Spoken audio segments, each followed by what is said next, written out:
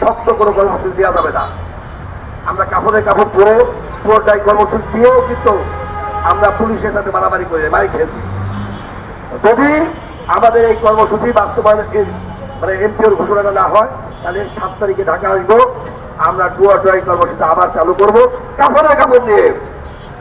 আমরা মনে করি নন এমপিও শিক্ষকরা কোনো করুণা চায় না জাতির কাছে। আমাদের অধিকার চাই, এমপি আমাদের অধিকার, শ্রমের অধিকার। আমাদের এই সরকার আমাদের এই জাতিকে আমরা যে মেধা দিয়েছি, এই মেধা আমরা পারিশ্রমিক চাই, এটা আমাদের অধিকার।